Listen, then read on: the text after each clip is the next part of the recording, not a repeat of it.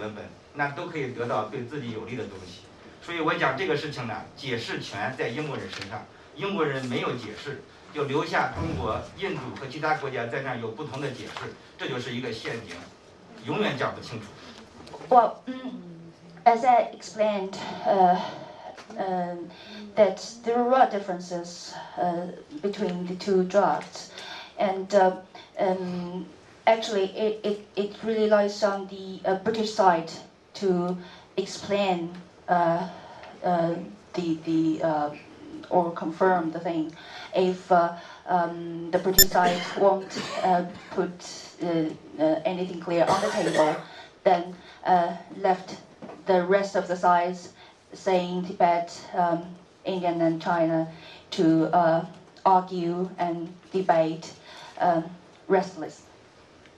现在就是主要的分歧就在于，就是中国政府就是不承认这个麦克马洪线和西姆拉这个协定，就是印度方面认为这个事情已经解决掉了，而中国政府讲我们不要提这个前面的事情，我们可以重新谈判。我个人认为谈判的结果也有可能就跟麦克马洪线差的不太多，但是说现在让中国政府承认这个东西，现在中国政府是不承认的，这是这个现在就是重大的这个分歧啊。And in my view, that the core of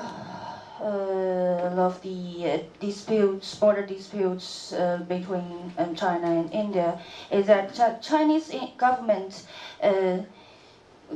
could not accept or does not recognize the existence of a Simla Convention, and does not admit the legality of the McMahon line. But the Indian side has different interpretation. But from the Chinese perspective, that as long as we do not mention or the Indian side does not insist on Chinese side acceptance of the two, then we can sit and to talk. And from my perspective, it might also lead to similar result that's very close to McMahon line. 下面讲这个关于这个媒体的这个问题哈，这个北京周报呢，这个现在呢我们都能看到，但是在早年的时候呢，大多数中国人看不到北京周报，它主要是对外发行的。另外，在中国就是很少的高层的能够看到。Let me now respond to the question of Beijing Daily or Weekly Review. Yeah, it's review. Journal of Beijing Review. Now we can also common Chinese people can get access to Beijing Review, but in the years of the 60s, this is kind of an inner circle journal, only open to the foreigners and a few top political elites. 这个我在这个文章里边讲到的中国的反应呢，我主要是讲的这是国内老百姓，能够看到的东西，那主要是在这个人民日报上面，一般的人看不到北京周报。And in my article, what I've talked about the reaction of the Chinese side is mainly referred to the public reaction to it, and the normal Chinese people can only get access to on international news. The main source is People's Daily. 这个北京周报发表的一些个言辞比较激烈的文章，也是在59年3月，西藏这个发生骚乱之后，在之前也是非常少的。Even Journal of Beijing Review, it only raised up the issue and covered it with pretty much high tone since March of 1959, afterwards of the Tibetan crisis. Before that, it had very little coverage on that very issue. 就是印度的媒体和中国的媒体，对于这个中印边界争端的不同反应最大的问题就在于，印度的媒体把每一次 border issue is that from the Chinese side, the news coverage on the issue only began since the second half of 1958. And the normal Chinese people had almost no knowledge about the event before that time period. But from the Indian side, ever from the 1950s, the news coverage on the border issue covering almost every referendum and every events or developments of the event. That makes a significant difference. 根据不完全统计，在62年战争之前，中印之间一共有315次的照会和抗议。这个中国政府呢，刊登的非常少。印度政府呢，通过在报纸上和出小册子，就中国给印度的抗议和印度对中国的答复呢，基本上都刊登了。抗议什么 ？Protest. No.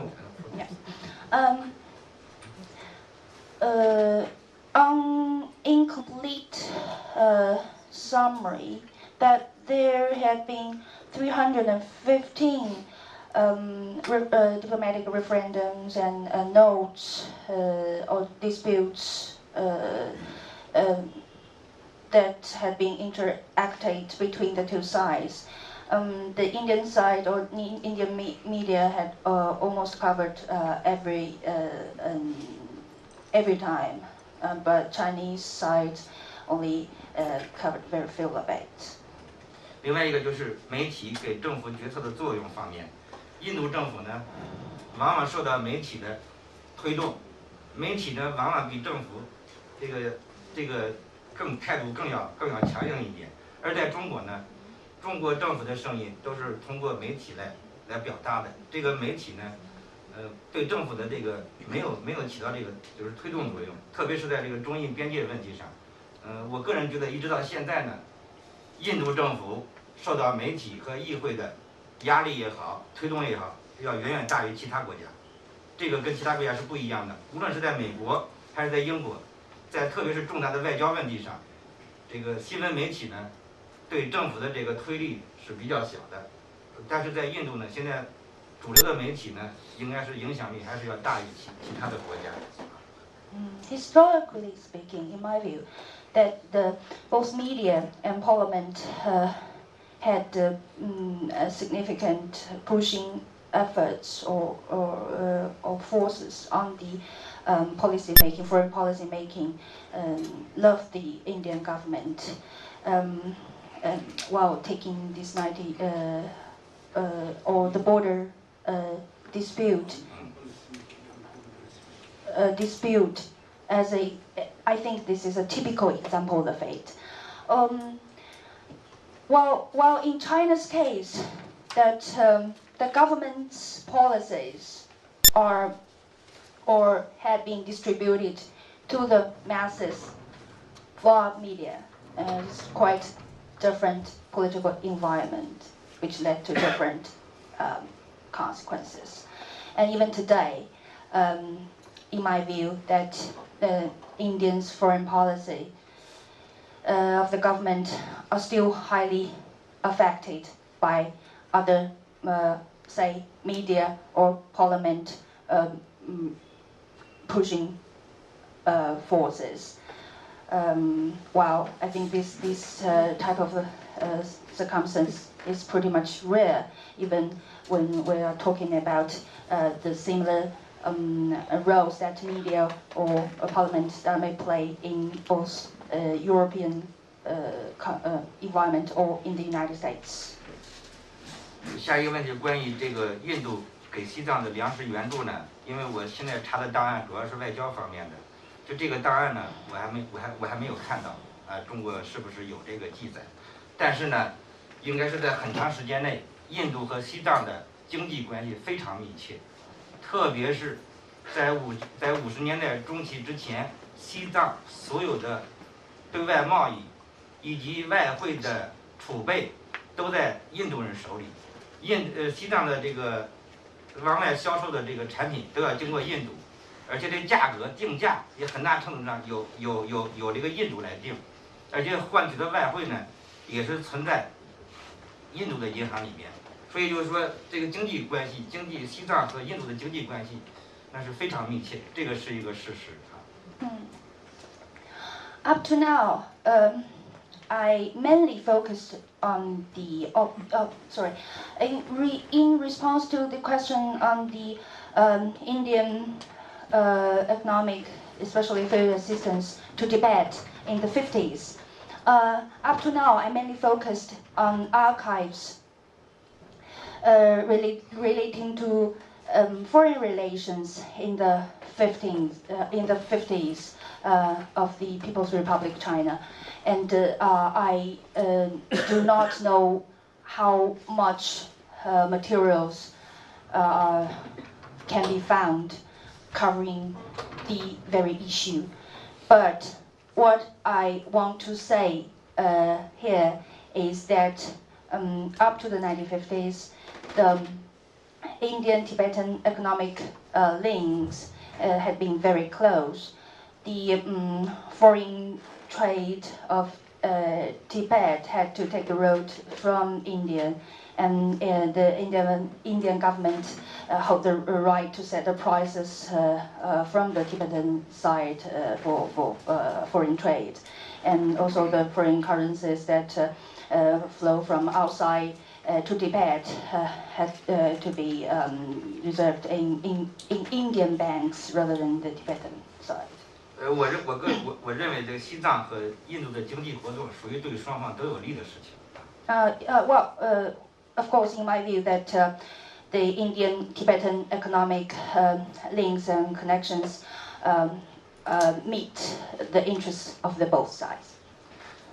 印度对中国的援助和对中国的帮助，中国人民从这个政府到老百姓是永远不会忘记的。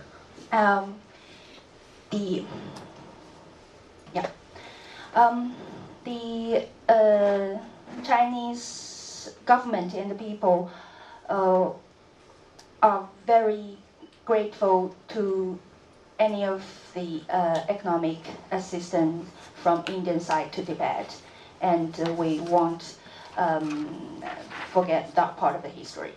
下面简单说一下这个刚才讲到的中国这个外交决策在谁手里？中国有一就是中共中央委员会，这个是一个决策机构，这个毛呢，他是最后呢有些事情他要拍板，但是这个整个讨论呢是这个中央委员会来讨论的。In regard to the decision making of foreign policy of communist China during Mao's era, I have to say that there is a central committee of the Communist Party. Mao definitely called the final shots, but those important issues he has to discuss with his colleagues. 这个任何一个外交政策方面的这个公布呢，都是代表了这个集体的这个决策。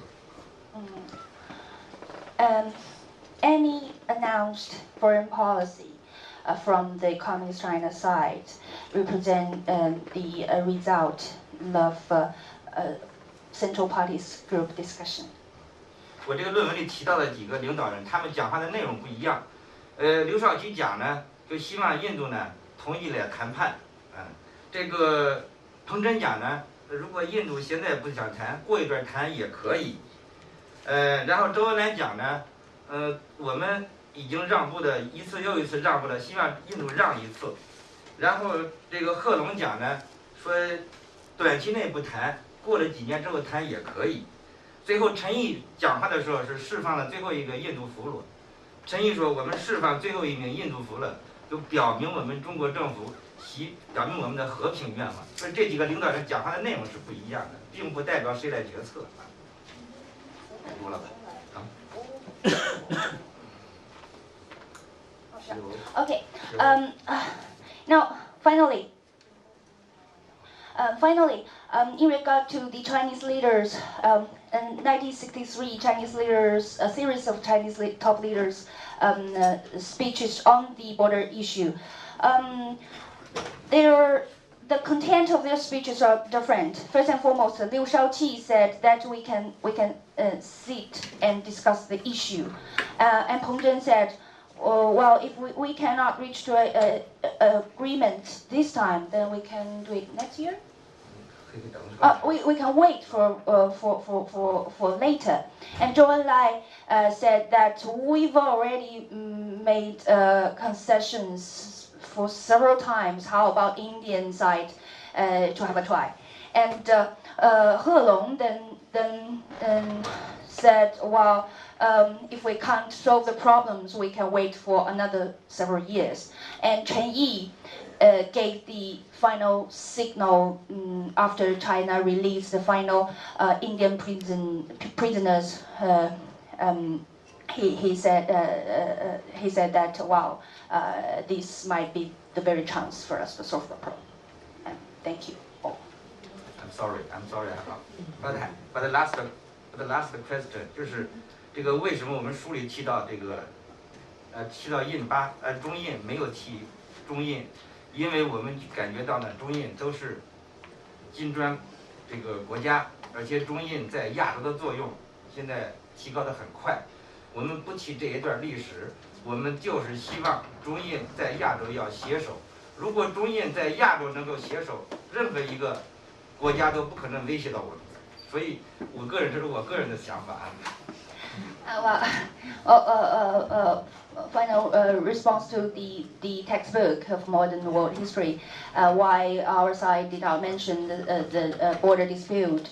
It is, well, in my view, the consideration of avoiding mentioning it because both China and India are members of BRICS. And we hope that both now and later within an Asian Pacific region that China and India could cooperate now and ever after. If we can do so, no other power can break through the relationship. Finally, I want to say, I just want to tell some details, not to make more comment on the relations, because supporting details is the possibility for every scholars and every student. So it's my own idea. Thank you.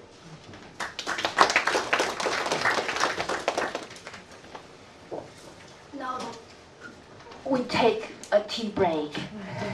Well, just a minor announcement because appropriate that just like the actual push lunch back, which means the entire thing. So I would suggest not more than 3 or 4 minutes.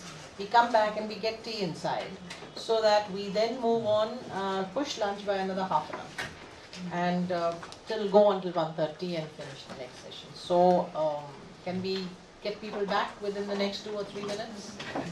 Those who don't want to go, please remain seated. But, yeah.